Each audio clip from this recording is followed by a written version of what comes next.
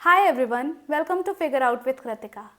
आज की हम इस वीडियो में बिजनेस इकोनॉमिक्स के एक नए टॉपिक को देखने जा रहे हैं, that is monetary and fiscal policy.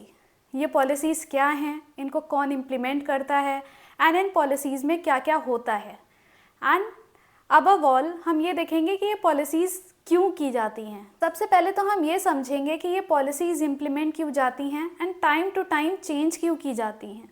Because inflationary and deflationary situations जब हमारी इकोनॉमी में आ जाती हैं, दैट मीन्स इन्फ्लेशन या डिफ्लेशन, तो गवर्नमेंट या आरबीआई को सोचना पड़ता है कि अब अपनी पॉलिसी में कुछ ऑल्ट्रेशंस किए जाएं ताकि इन इकोनॉमिक कंडीशंस को कंट्रोल किया जा सके। नाउ सपोज गवर्नमेंट ने अपनी स्पेंडिंग्स बढ़ा दी हैं।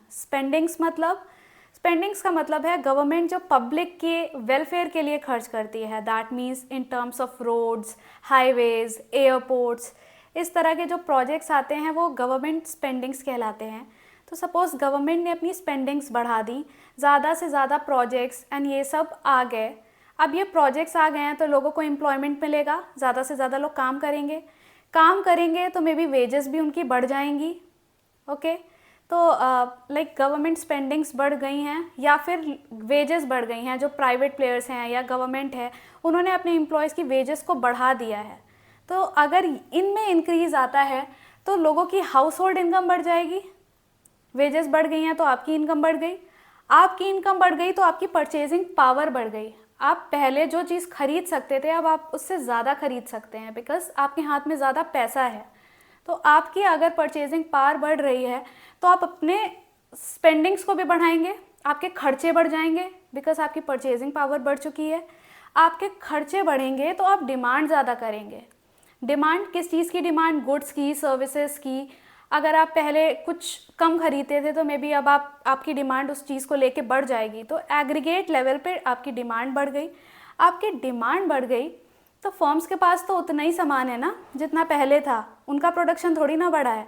तो अगर किसी प्रोडक्ट की सप्लाई कम है और डिमांड ज़्यादा है, लोग ज़्यादा खरीदना चाह रहे हैं लेकिन इतने प्रोडक्ट्स हैं ही नहीं मार्केट में, तो ऑब्वियसली सामने वाला बंदा अपना प्राइस बढ़ा देगा ताकि डिमांड कम हो सके। एंड डिमांड कम करने के लिए वो अपना प्राइस बढ़ाएगा तो चीज़ें महंगी हो जाएंगी। एंड चीज़ें महंगी हो जाएंगी और ये और बड़े लेवल पे हो जाएंगी, तो इसी को हम इन्फ्लेशन कहते हैं।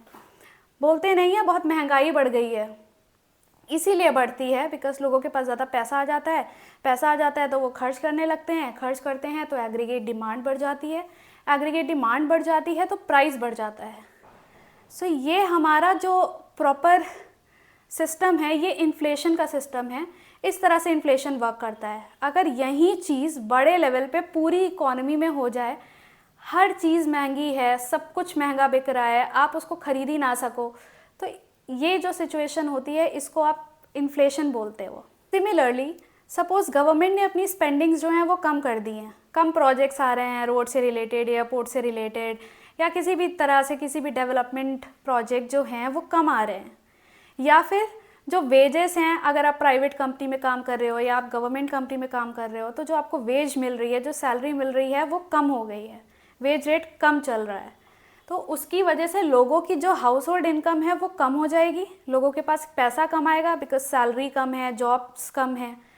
पैसा कम आया तो उनकी परचेजिंग पावर और स्पेंडिंग्स जो होंगी वो भी कम हो जाएंगी। जब पैसा कम आ रहा है तो ऑब्वियसली आप अपने जो खर्चे हैं उनको कम कर दोगे, जो आपकी परचेजिंग पावर होगी वो कम हो जाएगी। आपकी स्पेंडिंग्स कम होंगी तो डिमांड कम हो जाएगी, लोग कम खर्चने लगे बट मार्केट में खूब सारा सामान अवेलेबल है अभी भी, तो इससे डिमांड जो है वो कम हो गई। अब मार्केट में तो सामान अवेलेबल है लेकिन उसको ख़रीदने वाला नहीं है, लोग चाह ही नहीं रहे हैं कि वो उसको ख़रीदें। सपोज़ कार्स जो हैं वो खूब सारी मैन्युफैक्चर होकर रखी हुई हैं लेकिन लोगों के पास पैसा ही नहीं है और लोग उसको ख़रीदना ही नहीं चाह रहे हैं। तो उससे जो फर्म्स होंगे वो अपने प्रोडक्ट्स के प्राइस को कम कर देंगे। अपने प्रोडक्ट्स के प्राइस को कम क्यों करेंगे?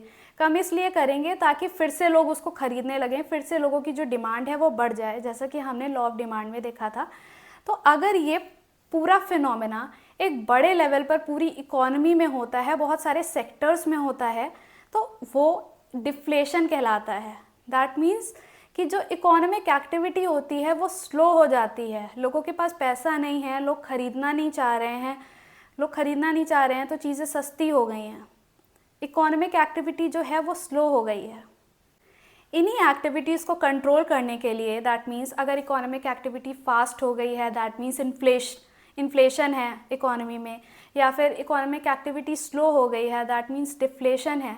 इन चीज़ों को कंट्रोल करने के लिए दो तरह की पॉलिसीज़ हैं, एक है फिस्कल पॉलिसी एंड एक है मॉनिटरी पॉलिसी। फिस्कल पॉलिसी जो होती है ये गवर्नमेंट लेके आती है एंड गवर्नमेंट इसको रेगुलेट करती है, वेयर एज मॉनिटरी पॉलिसी जो होती है इसको आरबीआई लेके आता है एंड वो कंट्रोल करता है। चलिए मॉनिटरी पॉलिसी को देखते हैं।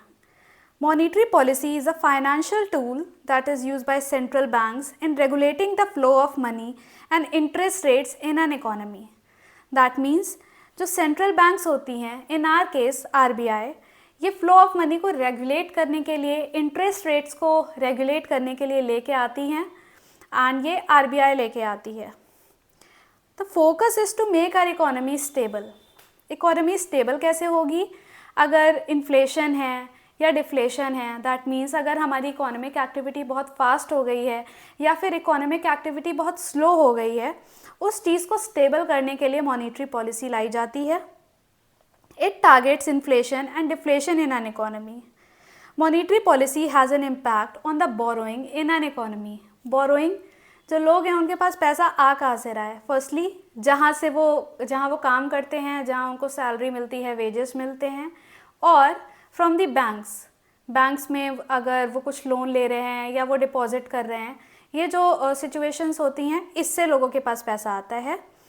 Monetary policy seeks to spark economic activity, जैसा कि मैंने बताया कि अगर स्लो डाउन हो गई है तो उसको स्पार्क करने के लिए।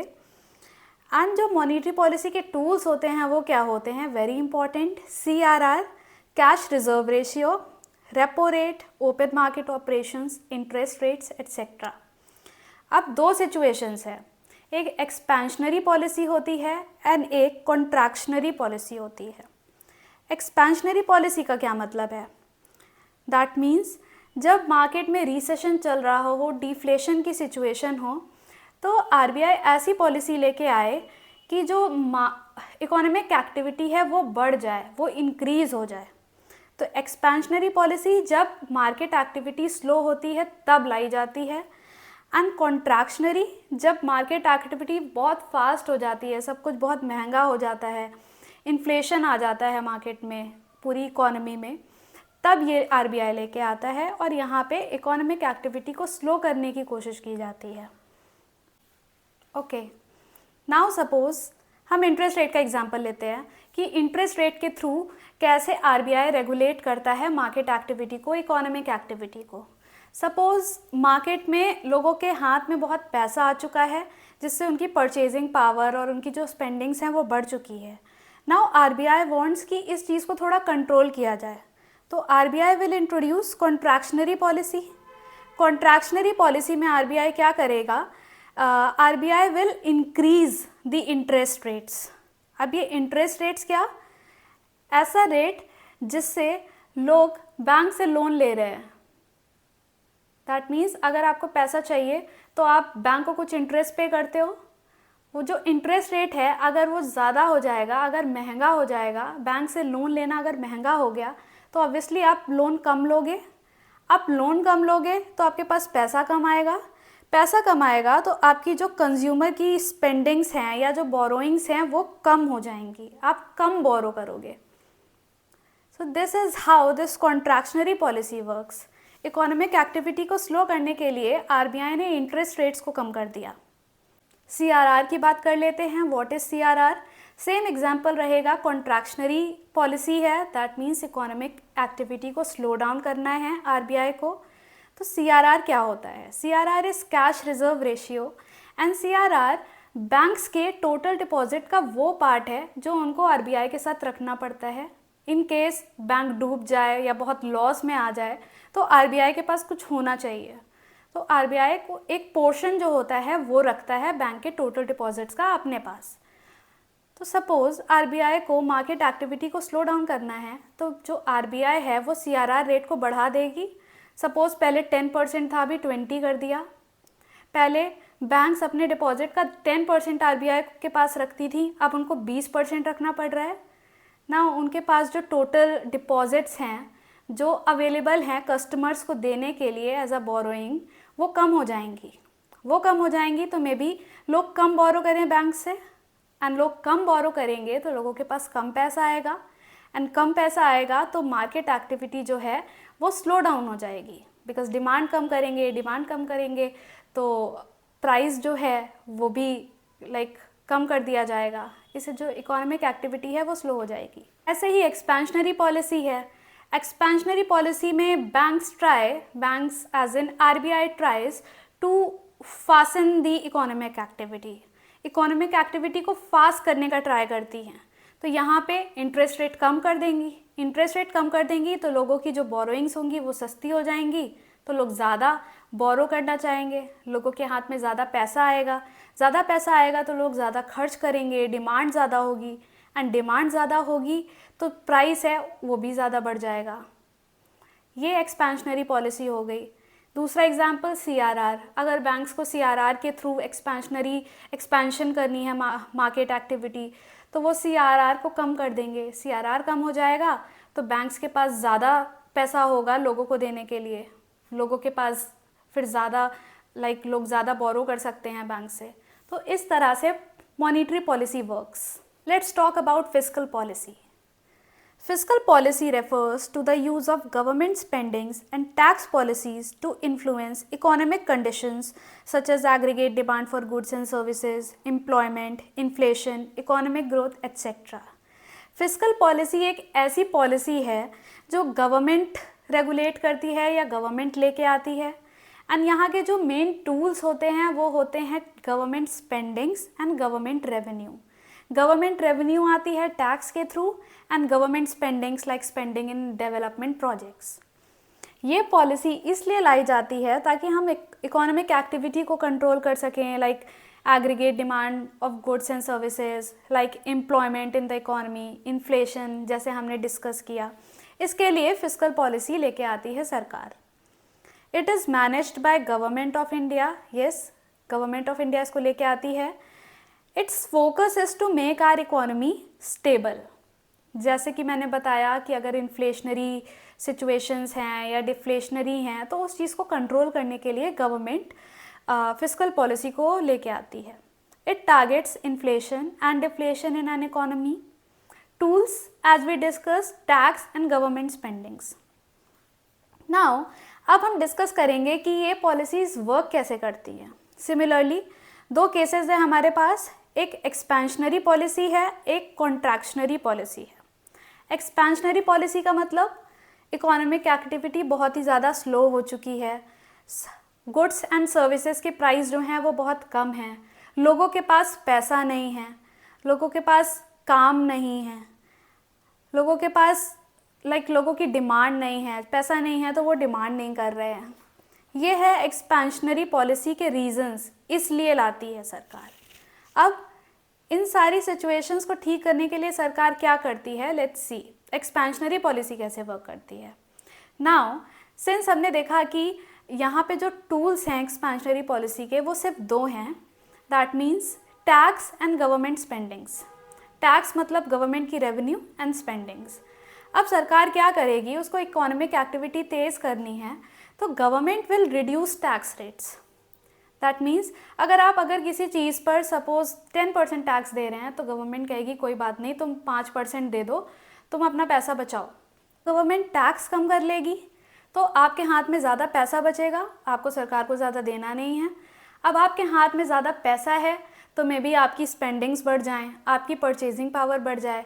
आपकी परचेजिंग पावर बढ़ेगी तो आप डिमांड भी ज़्यादा करोगे, डिमांड ज़्यादा करोगे तो प्राइस जो है वो भी बढ़ जाएगा, और इससे हमारी जो इकोनॉमिक एक्टिविटी है वो फिर से नॉर्मल हो जाएगी, स्टेबल हो जाएगी।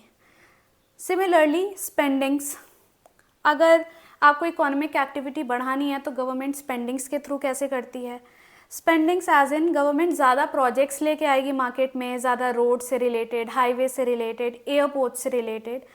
अब ज़्यादा प्रोजेक्ट्स लेके आ रही है तो लोगों को काम मिलेगा, लोगों को काम मिलेगा तो एम्प्लॉयमेंट बढ़ गया, एम्प्लॉयमेंट बढ़ गया तो लोगों के हाथ में पैसा ज़्यादा आया, पैसा ज़्यादा आया तो वहीं डिमांड, वहीं प्राइस एंड इकोनॉमिक एक्टिविटी बढ़ जाएगी।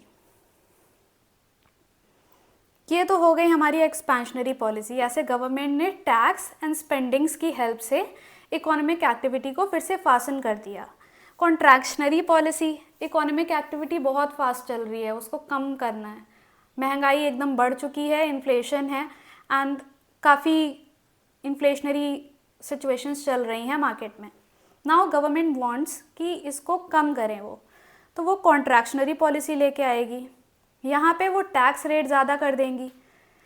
टैक्स रेट अगर ज़्यादा हो गया तो लोगों के हाथ में कम पैसा बचा, क्योंकि सरकार को ज़्यादा दे दिया। अब सरकार को ज़्यादा दे दिया है तो कम बचा। अब वहीं जो इनकम आपकी कम है तो आपकी परचेजिंग पावर भी कम हो जाएगी। परचेजिंग पावर कम होगी तो आप मे बी अपनी स्पेंडिंग्स ना करो तो एग्रीगेट डिमांड कम हो जाएगी एंड वही प्रोसेस चलेगा। सिमिलरली गवर्नमेंट अपनी स्पेंडिंग्स को कम कर लेगी। स्पेंडिंग्स एज इन कम प्रोजेक्ट्स लेके आएगी, कम स्पेंड करेगी लोगों के डेवलपमेंट पे। कम करेगी तो जॉब्स नहीं जनरेट होंगी तो लोगों के हाथ में ज़्यादा पैसा नहीं आएगा। तो this is how contractionary policy works. That's all about today's class, जहाँ पे हमने दोनों पॉलिसीज़ पढ़ ली हैं।